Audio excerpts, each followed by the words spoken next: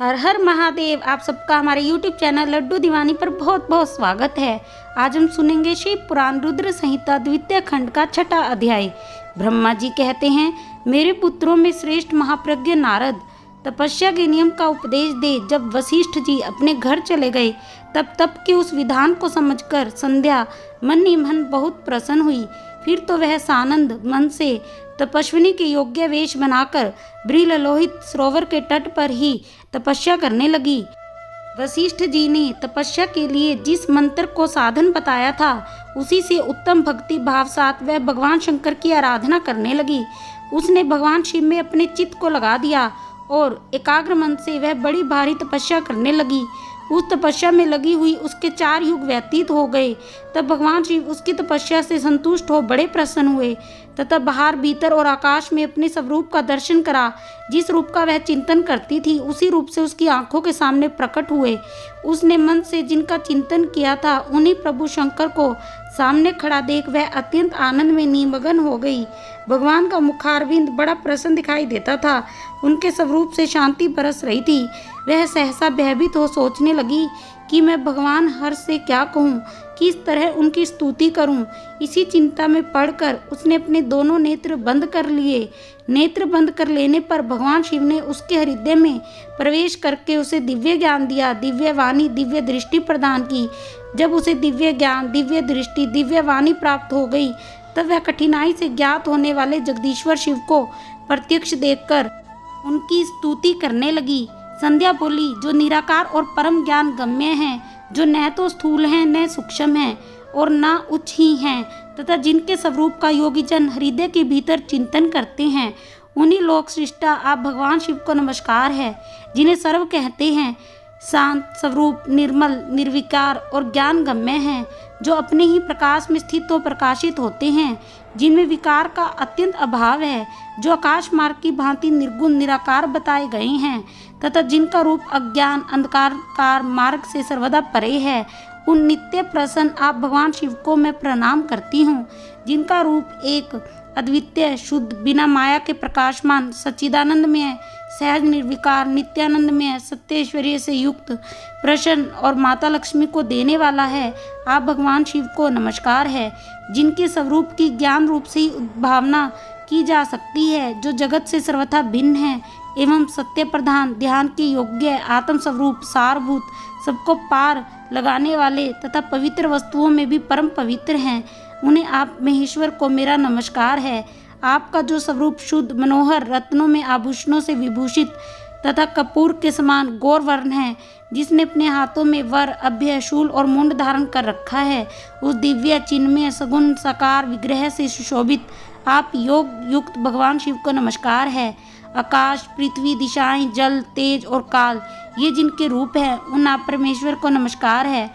प्रधान प्रकृति और पुरुष जिनके शरीर रूप से प्रकट हुए हैं, अर्थात वे दोनों जिनके शरीर हैं, इसलिए जिनका यथार्थ रूप बुद्धि आदि से परे है, अव्यक्त है, उन भगवान शंकर को बारंबार नमस्कार है। जो ब्रह्मा होकर जगत की सृष्टि करते हैं, विष्णु होकर जगत का पालन करते हैं, रुद्र होकर अंत में सृष्टि का संहार करेंगे, भगवान सदाशिव को बारंबार नमस्कार है। जो कारण के भी कारण हैं, दिव्य अमृत रूप ज्ञान तथा अनिमा आदि ऐश्वर्य प्रदान करने वाले हैं, समस्त लोकांतरों का वैभव देने वाले हैं, स्वयं प्रकाश रूप हैं तथा प्रकृति से भी परे हैं, उन परमेश्वर शिव को नमस्कार है, नमस्कार है। यह जगत जिनसे भिन्न नहीं कहा जा सकता, जिनके चरणों से पृथ्वी तथा अन्यान्य अंगों से संपूर्ण दिशाएं, सूर्य, चंद्रमा, कामदेव और अन्य देवता प्रकट हुए हैं और जिनकी नाभि से अंतरिक्ष का आविर्भाव हुआ है, उन्हीं आप भगवान शंभु को मेरा नमस्कार है। हे प्रभु, आप ही सबसे उत्कृष्ट परमात्मा हैं, आप ही नाना प्रकार की विधाई हैं, आप ही हर हैं, आप ही शब्द ब्रह्मा तथा पर ब्रह्म हैं। आप सदा विचार में तत्पर रहते हैं, जिनका ना आदि है, ना मध्य, ना अंत है, जिनसे सारा जगत उत्पन्न हुआ है, जो मन और वाणी के विषय नहीं हैं, उन महादेव जी की स्तुति मैं कैसे कर सकूंगी।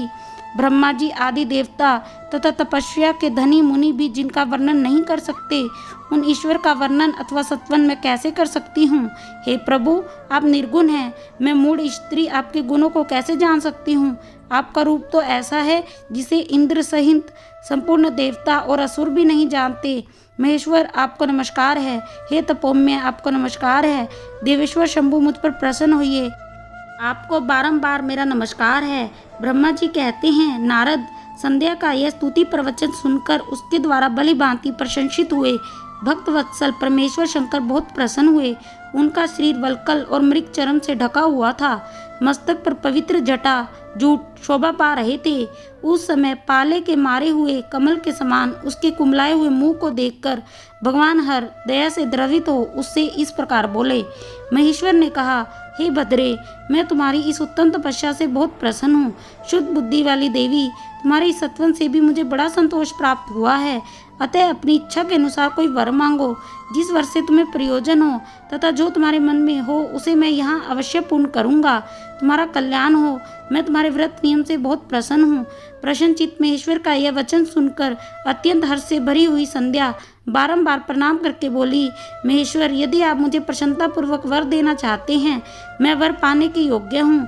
यदि पाप से शुद्ध हो गई हूँ, यदि इस समय आप मेरी तपस्या से प्रसन्न हैं, तो मेरा मांगा हुआ यह पहला वर सफल करें। हे देवेश्वर, इस आकाश में पृथ्वी आदि किसी भी स्थान में जो प्राणी हैं, वे सब के सब जन्म लेते ही काम भाव से युक्त ना हो जाएं। हे नाथ, मेरी इस काम दृष्टि कहीं ना पड़े। मेरे जो पति हों वे भी मेरे अत्यंत सुहृदय हों।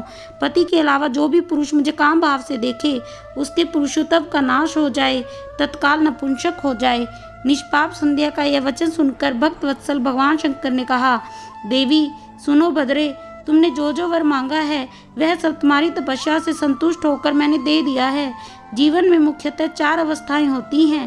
पहली शैशवावस्था, दूसरी कौमार अवस्था, तीसरी युवावस्था, चौथी वृद्धावस्था। तीसरी अवस्था प्राप्त होने पर देहधारी जीव काम भाव से युक्त होंगे। कहीं कहीं दूसरी अवस्था के अंतिम भाग में भी प्राणी सकाम हो जाएंगे। तुम्हारी तपस्या के प्रभाव से मैंने जगत में इस काम भाव के उदय की यह मर्यादा स्थापित कर दी है, जिससे देहधारी जन्म लेते ही इस काम भाव से युक्त न हो जाएं। तुम भी इस लोक में वैसे दिव्य सती भाव को प्राप्त करो, जैसा इस लोक में किसी स्त्री के लिए संभव नहीं होगा। पाणी ग्रहण करने वाले पति के सिवा जो कोई भी पुरुष काम होकर तुम्हारी ओर देखेगा, वह तत्काल नपुंसक होकर दुर्बलता को प्राप्त हो जाएगा। तुम्हारे पति महान तपस्वी तथा दिव्य रूप से संपन्न एक महाभाग महर्षि होंगे, जो तुम्हारे साथ 7 कल्पों तक जीवित रहेंगे। तुमने मुझसे जो वर मांगे थे वह सब मैंने पूर्ण कर दिए। अब मैं तुमसे दूसरी बात कहूँगा, जो पूर्व जन्म से संबंध रखती है। तुमने पहले से ही यह प्रतिज्ञा कर रखी है कि मैं अग्नि में अपने शरीर को त्याग दूंगी। उस प्रतिज्ञा को सफल करने के लिए मैं तुम्हें एक उपाय बताता हूँ, उसे निसंदेह करो। मुनिवर, मेधा तिथि का एक यज्ञ चल रहा है जो 12 वर्षों तक चालू रहने वाला है। उसमें अग्नि पुण्यता प्रज्वलित है। तुम बिना विलंब किए उसी अग्नि में अपने शरीर का उत्सर्ग कर दो। इसी ऊंची पर्वत की उपत्यका में चंद्रभागा नदी के तट पर आश्रम में मुनिवर मेधातिथि महायज्ञ का अनुष्ठान कर रहे हैं। तुम सचेतनता पूर्वक वहां जाओ। मुनि तुम्हें वहां देख नहीं सकेंगे। मेरी कृपा से तुम मुनि की अग्नि से प्रकट हुई पुत्री होंगी।